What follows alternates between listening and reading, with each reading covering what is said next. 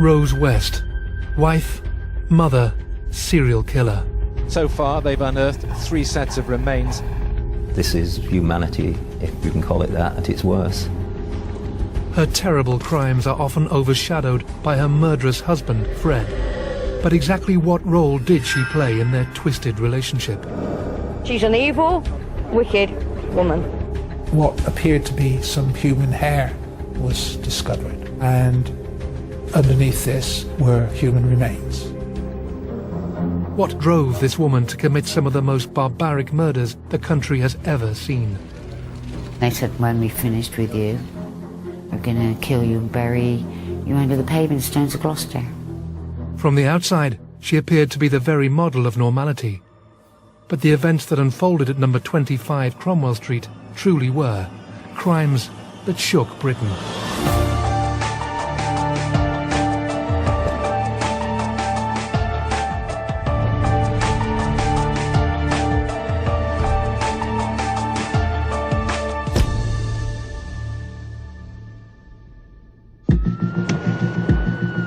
Hidden behind smoked glass and under heavy escort, Rosemary West was inside the courts building within 5 minutes. October 1995, and Winchester Crown Court was prepared for what was billed as the trial of the century. There were authors there were courtroom artists, there was the international media. It was an absolute media scrum. That didn't detract from the seriousness of it all. This was a woman on trial for her liberty. In the dock, a 41-year-old woman who faced 10 charges of murder. One of the victims included her own daughter. Her name was Rosemary Pauline West. We were not spared any of the graphic details about what had become of these poor girls.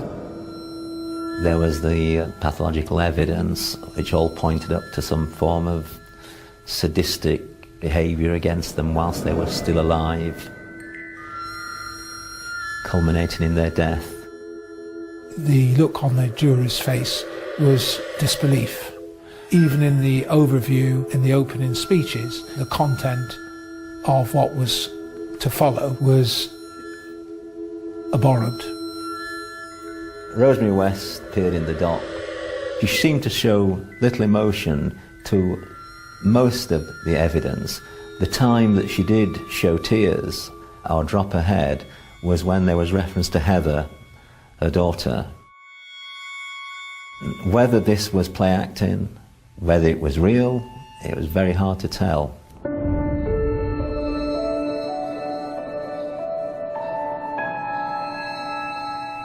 The events that led to Winchester Crown Court that October began years earlier, when Bill and Daisy Letts gave birth to their 5th child, a girl, who they named Rosemary.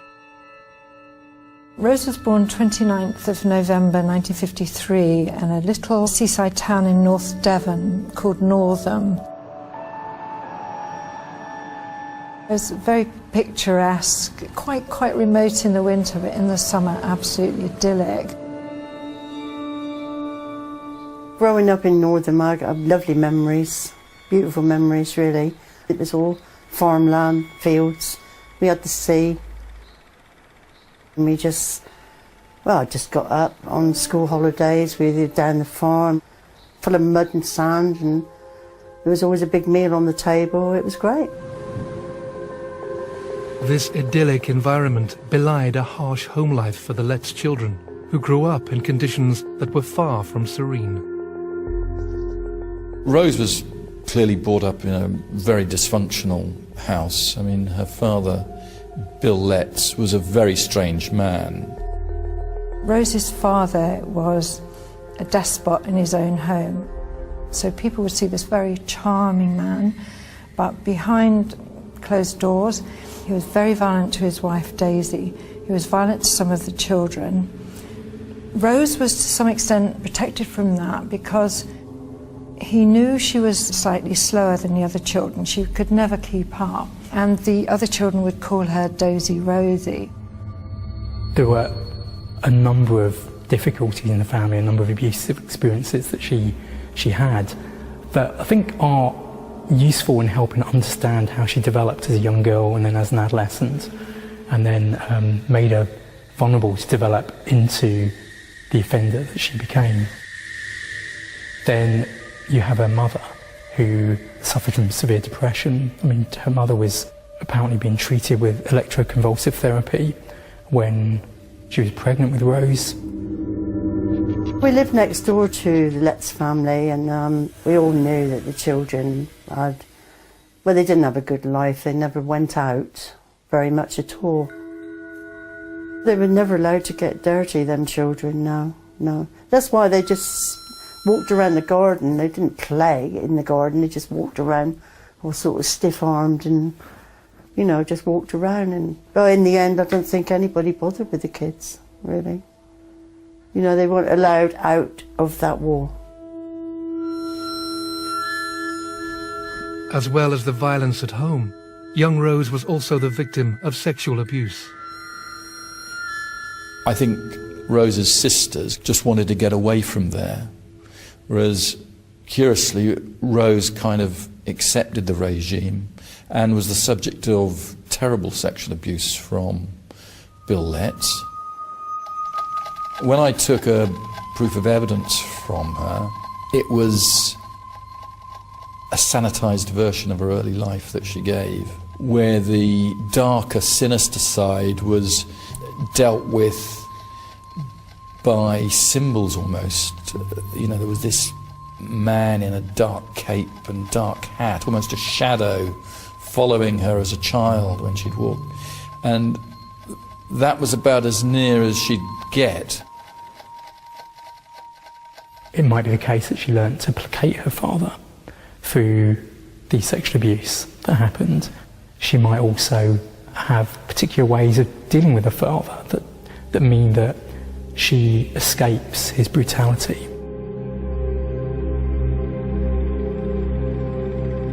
When Rose was 13, the family left Devon and moved to the village of Bishop's Cleeve, some 15 miles from Gloucester.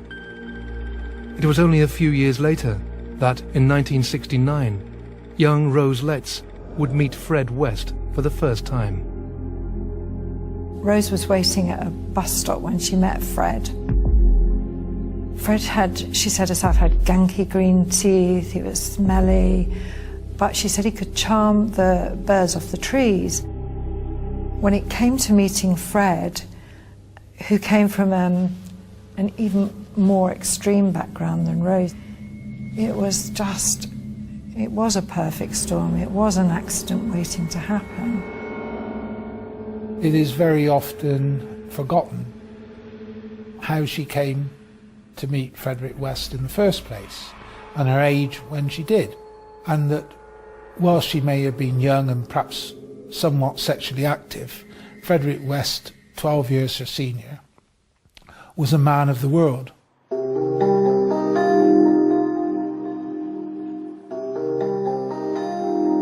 Fred West was born in 1941 in the Gloucestershire village of Muchmarcle. At the age of 21, he married Catherine Costello, also known as Rena.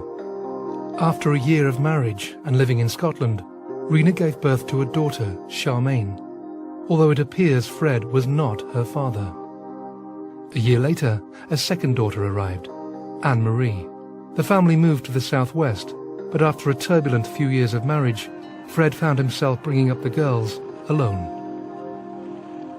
If her age, who had with him to look after 2 children. And she very quickly moved in with him into a caravan, and she was brought into whatever Frederick West's world was. Fred West's world was in fact dominated by sex. He harboured an interest in pornography, prostitution and sadism, and he was soon encouraging Rose to join in. A year later, and with Rose pregnant, Fred moved his growing family to a new home in Gloucester at 25 Midland Road. She was quite heavily pregnant by the time they moved to Midland Road. She would be 17 at this time. So you've got a 17-year-old who's got a baby. She has Heather, her first child, and then 2 little girls to look after. You have already this kind of strange sex life where Fred would want to spy on her, to push her to have sex with friends, you know, people that they knew in the road. All of this was a lot for a young girl to cope with. And, you know, what chance had she had just from home straight into this situation? Sometime in March 1971, when Rose had yet to turn 18, young Charmaine went missing. And whilst the Wests claimed she had gone to live with her natural mother and Fred's first wife, Rena, the truth was far more sinister.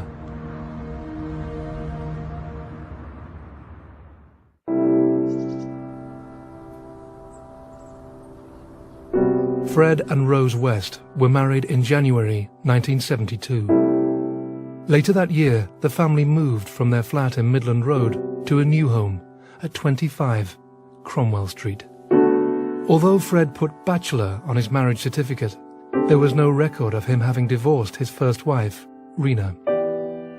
Along with the couple were their children, Anne-Marie, Heather, and their new arrival, May. Of young Charmaine, the daughter from Fred's first marriage, there was no sign. 25 Cromwell Street is not a large property. It was small. It was even smaller by the time he had placed numerous small walls inside to make little cells of places where people could sleep. In moving to Cromwell Street, the Wests had overstretched themselves financially. To supplement Fred's income as a builder, he began altering the inside of the new house so it could accommodate lodgers. The house was on 3 floors and, as it turned out, a basement as well. But the rooms were very small and very close together. And to have a family there, and probably then half a dozen lodgers, the place would have been packed, and it would have been very difficult to come and go without hearing footsteps on the stairs.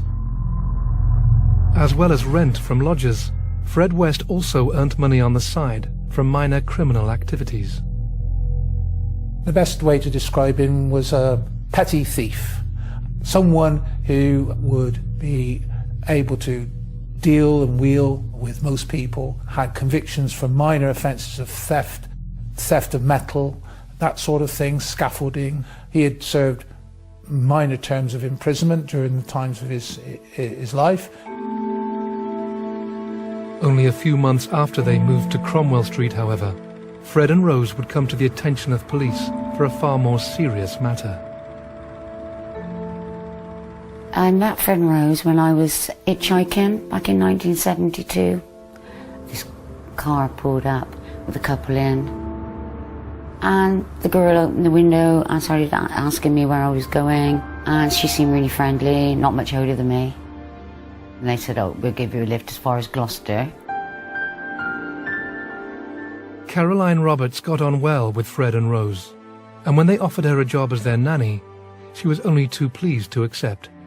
I actually got on quite well with Rose straight from the start. I suppose it was because there was just a slight age difference.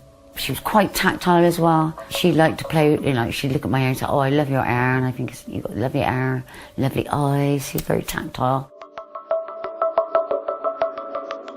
Whilst she got on with Rose, Caroline grew concerned about Fred's behaviour.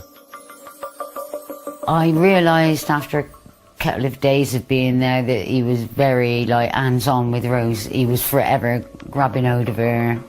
He would sometimes grope her over her clothes or put a hand up her skirt when she was doing something at the cooker. But worse was his bragging. He seemed to brag about really strange things as well. Like he told me, "If you ever get pregnant, don't you worry, because I can do abortions. I've done them before." But it wasn't till about a week before I left there that he mentioned Anne-Marie, who was 8. He said that she wasn't a virgin, and Anne-Marie was in the room at the time. And I saw her head go down, and I thought, I think maybe there might be some kind of abuse going on. When Fred and Rose asked Caroline to take part in an orgy, she decided to leave Cromwell Street. A month later, however, she would meet the Wests again when she was hitchhiking home, and they picked her up. She got out the car, Rose, and was smiling and just apologising. She said, "Oh, we're really sorry for what we said to you. We didn't mean anything by it." Suddenly, Caroline was attacked, knocked unconscious, bound with tape, and taken back to Cromwell Street. They took me up to the first floor front room. I kind of cooperated going into the room, even though I was taped up and everything. That is when Rose started to try and kiss me and touch me. And of course I panicked and started protesting again. And that's when I was threatened again, and then I was tied up. And that really was the beginning of a 12-hour night of being sexually abused, being beaten, being made to feel like I was about to be operated on. Rose to me was a mum and she was a friend, and yet she was betraying me and assaulting me and didn't seem to care about it. You know, I thought I was her friend. One stage, somebody knocked on the door and I thought, I've got to take a risk now. So I shouted out, and with that, Rose panicked, put the pillow over my face and tried to hold me down. The next thing I know, the pillow is taken off me and I'm being picked up by the throat, and I've got Fred's face in my face, and he is so angry, and she's like behind him looking over his shoulder at me, and he's so angry. He said, "We're going to keep you in the cellar and let our black friends use you, and when we've finished with you, we're going to kill you and bury you under the paving stones of Gloucester." He said, "There's hundreds of girls there. The police haven't found them and they ain't going to find you." And at that point, I kind of wished I was dead already. I wished the pillow had stayed, because, sorry, that really gets to me. It's the fact that he could so easily have just done that.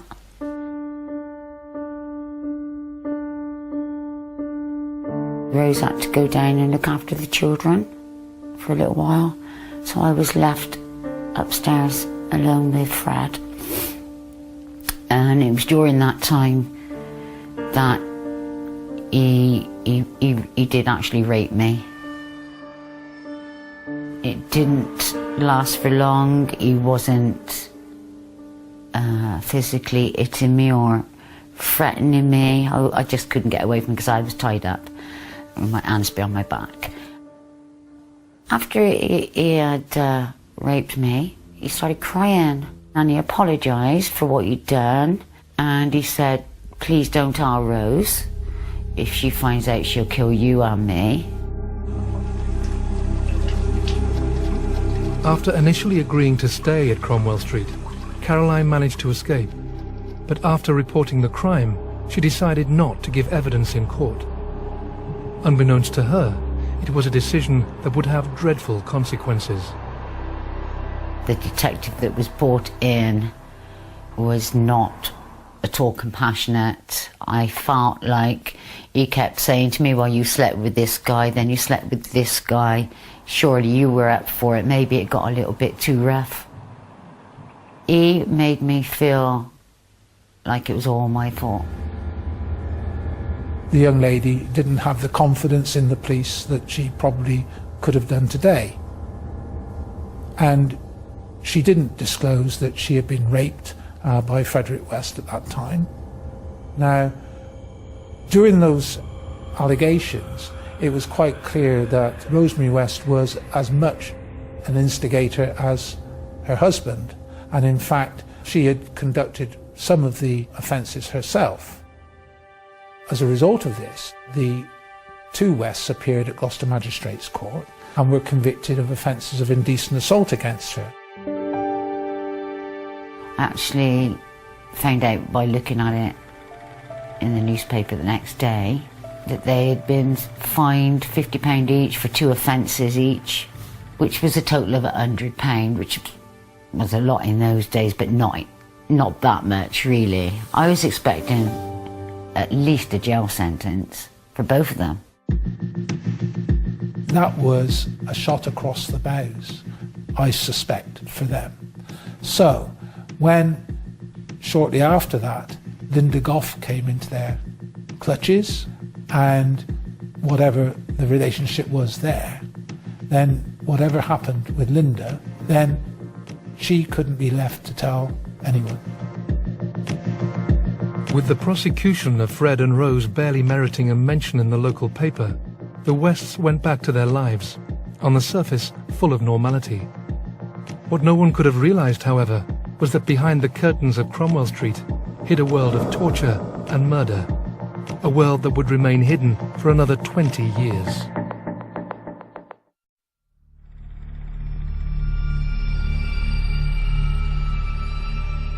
In the summer of 1992, a chance allegation of child abuse at the home of Fred and Rosemary West was the catalyst for one of the most shocking murder cases Britain had ever seen.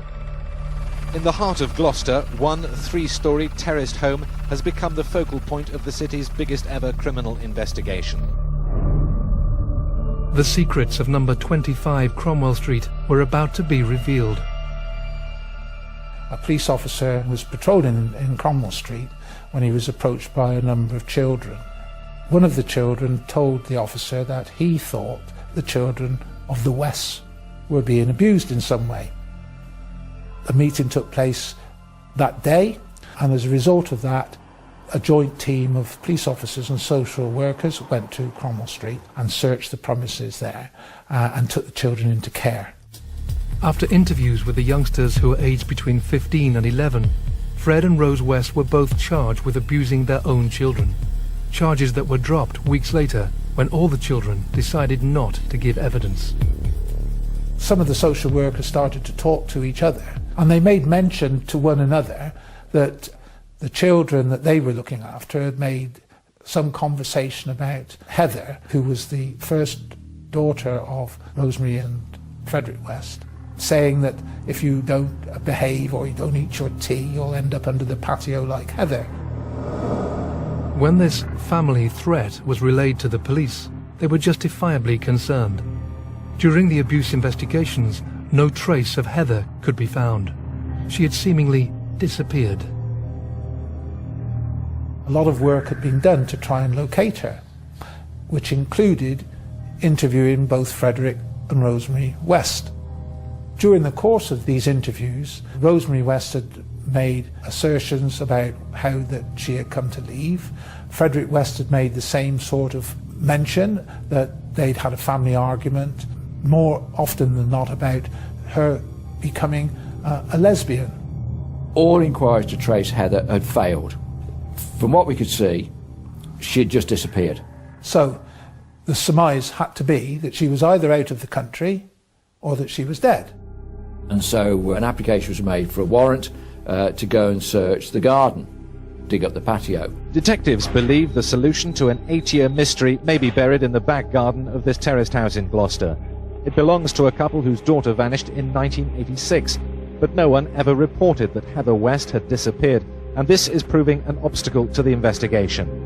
A local reporter had got to the scene and had shouted out, "What's happened to your daughter Heather?" And there was an unusual response to that by Fred West, and it wasn't, "I don't know," or "I'm as concerned as anyone else." What he said was an answer which wasn't to the question. He said, "I haven't murdered my daughter."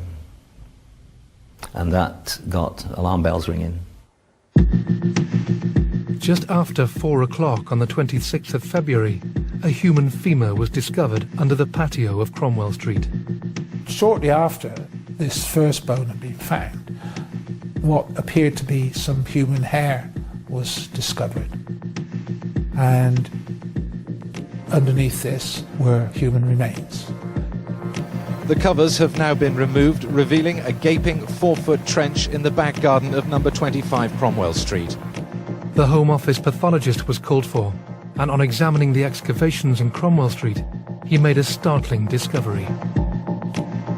He expressed that he had found 2 more femurs and came out with a sort of glib comment that either that he had found the first 3-legged woman or there was another victim in the garden. Professor Bernard Knight was absolutely convinced that this other femur was of a young female. But who was she, and why was her remains there? During the following hours, West was interviewed repeatedly, and by that evening he had claimed to be responsible for the murders of not only Heather, but also 2 other women, later identified as Alison Chambers and Shirley Robinson. Shirley was 8 months pregnant at the time she was killed. He said that this girl, called Shirley Robinson, was someone that had come to live in the house there, and that he had been having an affair with her, and unbeknown to Rose, and that although she was a lesbian, he had got her pregnant. She wanted to have the baby, and she was going to live with Fred, and they were all going to live happily as a family.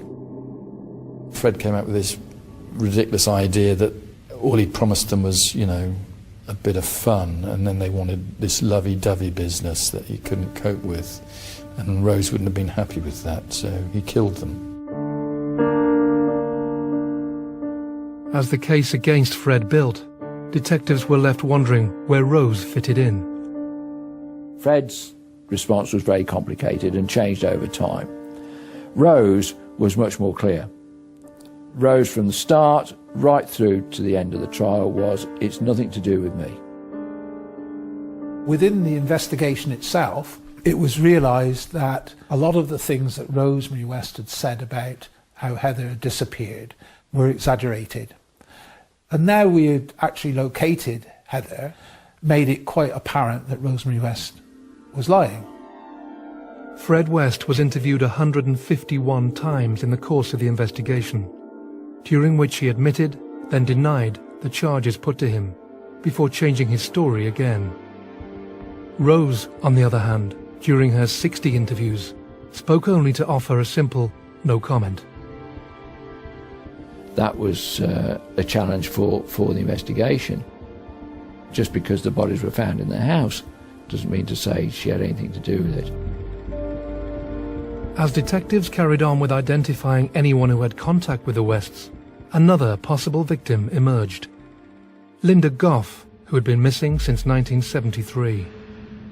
In possession of this new information, detectives interviewed Fred West again.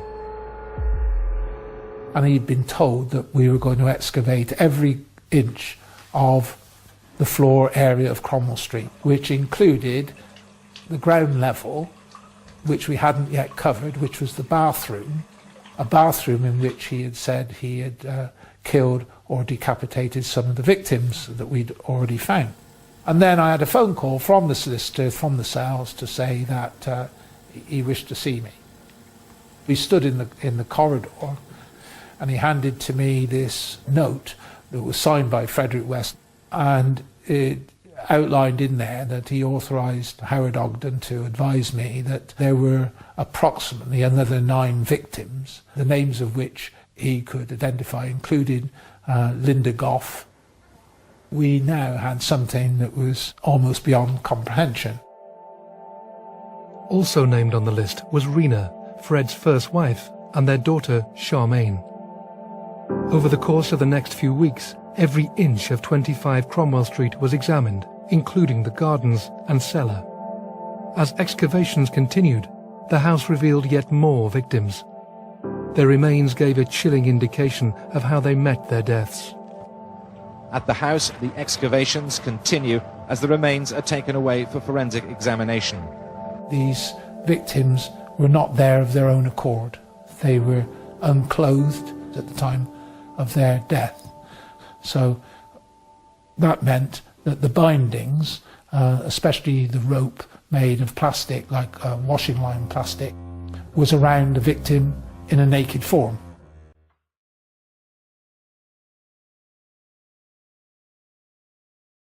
From the remains found in the garden and cellar of Cromwell Street, detectives confirmed that the victims had been bound and gagged with tape or clothing, presumably to keep them quiet as they were tortured. They had been dismembered and most beheaded. In some cases, small bones such as fingers, toes, and kneecaps had been removed and taken away. One of the most chilling finds was a mask made of tape that was still wrapped around a skull, complete with tubes that allowed the victim to breathe until they were finally killed. The nature of the crimes was so gruesome that reporters covering the case were told to tone down their coverage. What we know about sexually sadistic homicides is that individuals who commit them, they enjoy the control and the power. But it's not just about control and power, because many sexual offenders, many people who commit offences enjoy control and power. It goes beyond that. They enjoy the humiliation, they enjoy the degradation, they enjoy the suffering of the victim. Between the 26th of February and the 8th of March, 9 sets of remains were found at Cromwell Street. They were Heather West, Rose's first child, last seen in 1987. Alison Chambers, who was 16 when she disappeared. Shirley Robinson, last seen in April 1978. The bones of her unborn child were found with her remains. Therese Siegenthaler, who went missing in April 1974. Shirley Hubbard, missing since December 1974. Lucy Partington, who disappeared on her way home in December 1973. Juanita Mott, missing since April 1975. Linda Goff, who left home on the 19th of April 1973. She was never seen alive again. And Carol Ann Cooper, who was last seen boarding a bus on the 10th of November 1973 after meeting friends in Worcester. Of course, the question remained: what had happened to Fred's first wife and their daughter Charmaine? In the note given to John Bennett, West admitted killing them both, but detectives were about to prove otherwise. The time frame showed that Frederick West was almost certainly still in custody at the time of Charmaine's death. In November 1970, Fred West was sent to Leyhill Prison in Wootton-under-Edge to serve a 10-month sentence for theft. By this time we already knew that Rosemary West had difficulty in disciplining Charmaine. So we've now got a problem with Frederick West's story, because it does appear that she was probably killed before he comes out of prison. The remains of Charmaine's body were discovered at 25 Midland Road on the 4th of May. Forensic comparison of the teeth in the child's skull with a photograph taken just before her disappearance confirmed she had died when Fred was in prison. Rose would have been 17 at the time of the murder. If you say that Rosemary killed Charmaine when he was in prison, for certain she would have told Frederick what had happened, whether it be an accident or however it occurred. And he would have had to have come up with a plan to resolve it. And what better to say, for example, and this is total surmise and speculation, Rena, when you come down to collect Charmaine, and when Rena turns up at the house, for Fred to say, I'm afraid that Charmaine's not here, she's over at my mother's at Muchmarcle, shall we go and get her? And so Frederick West could have taken her on his own and murdered her there. Rena's body was discovered in a field in Kempley, some 15 miles from Gloucester. Nearby were the remains of Anne McFall, a previous girlfriend of Fred West, wrapped in some old curtains. She was 6 months pregnant at the time of her death. Frederick West always denied having killed her, and always said it was his first love. So what the circumstances were surrounding her death are unknown. In December 1994, the Wests appeared together at Gloucester Magistrates' Court. Fred was charged with 12 counts of murder, whilst Rose was charged with 9. In all her court appearances to date, she had denied any involvement in the killings. On New Year's Day 1995, news broke that threw the whole case against the Wests and their awful crimes into doubt. Often I read, or it's been said, that he hanged himself. He didn't hang himself at all. He asphyxiated himself, having over a period of time made a rope out of a blanket. He couldn't really use anything other than the handles of the door and a catchment on a window to bind this piece of rope round. But what he successfully did was bound it round his neck and sank to his knees. Detectives from West Midlands Police were back at the prison today, continuing their investigation into Fred West's death. Your thinking processes were, well, what has that done to the investigation? It not only had him cheating justice himself, it left the legal system with a problem. He and Rose had been jointly charged with most of the murders, but now it was Rose alone.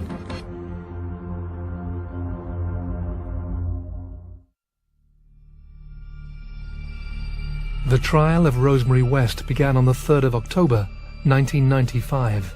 Rosemary West went on trial in Winchester today, charged with the murder of 10 young women and girls. Unlike her husband, who had talked openly to police, admitting to several of the killings, Rose had spoken only to deny any involvement in the murders. Now, with Fred dead, she stood alone in the dock to face 10 charges of murder.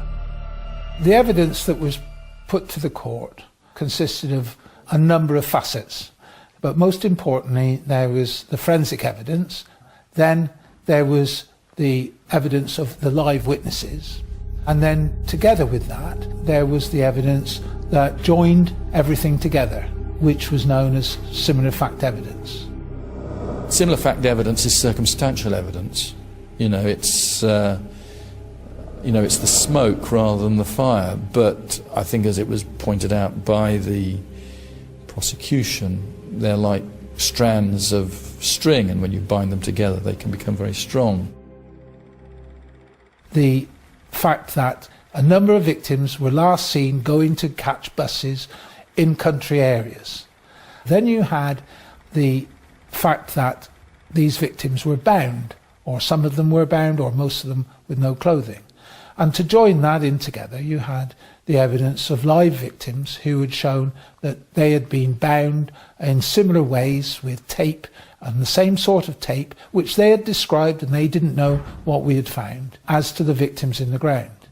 And who had applied the tape, or who had been present, but not just Frederick West, but Rosemary West.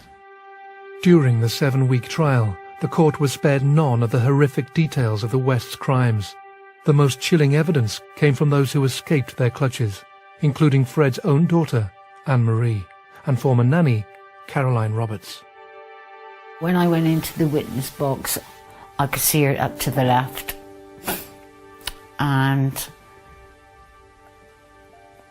all I had in my mind was, I'm going to face her this time, because I felt so guilty about not getting them a prison sentence the first time round.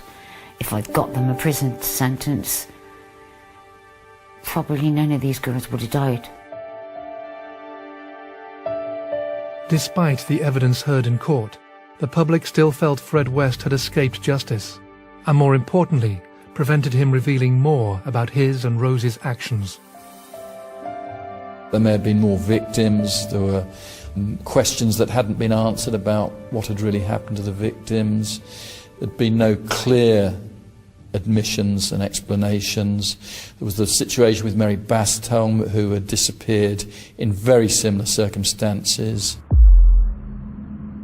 Mary Bastholm was a 15-year-old girl who disappeared from Gloucester in 1968. She was a waitress at a cafe that he used to go to. It was an area of town he would have been very familiar with. He vehemently denied any involvement with Mary Bastholm. The police believed that it was to retain some kind of control. The fate of Mary Bastholm remains a mystery. Police no longer consider the case live, but have stated any new leads will be investigated. Rosemary West was found guilty today on 3 of the 10 murder charges she's facing. When the jury came back, they found her guilty of the murder of Charmaine at 25 Midland Road, the murder of Linda Gough, and the murder of Heather.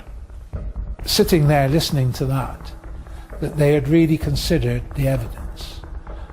Now they have convicted her of a murder before she had ever lived at 25 Cromwell Street, the murder of Charmaine.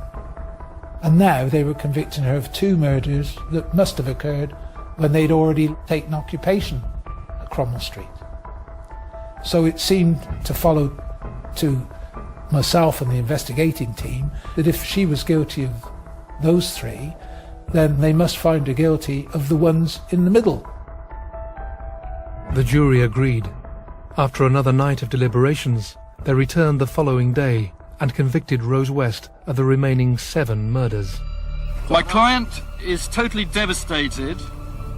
She wept uncontrollably after hearing the verdict of the jury. I acted properly. Put it this way, I wouldn't sleep at night if I was convinced she was innocent. And I do sleep quite well at night. Here was a husband and wife team that were doing some terrible things, and not just to the victims, but also, you know, allegations of sexual abuse on their own children and so on. They were very strange people.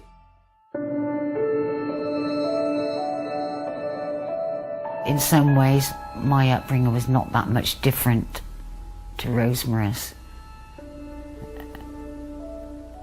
I'm not sure what the difference is between us for her to be able to be coerced into the things she did. But I think basically the difference is I've got a conscience, and I'm not sure that she has, and I definitely know that Fred West hasn't. Although the jury found her guilty, the exact role played by Rose West in the murders is still unclear. It is often said, and you read it or you hear it or you see it in films, and people talk about Frederick West being this murderer, this mass murderer, and the West killings by Frederick West, where although that Rosemary West is serving life imprisonment, it seems almost as though that she is sort of not really part of this, though that she was not involved in this, or if she was, it was to a much lesser part, whereas anyone who is involved and who dealt with the investigation or involved in it knows that that's not right. Some of the behaviour that was outed in the trial is very difficult to understand that a mother would do to their own children. That these offences took place not just against the deceased victims, but live victims, and also members of the West family themselves. Rose West was sentenced to life imprisonment in 1995, with the judge recommending that she should never be released. She's an evil, wicked woman. And she's going inside, and she should never, ever, ever come out. A year later, number 25 Cromwell Street was completely demolished. In its place, a simple walkway with no memorial or marker to remind people of the awful crimes that happened there. Rosemary West has never ever admitted any culpability to any crimes that she was charged with. Certainly not at the time of her conviction or her appeal. So she's in total denial. That's in my view.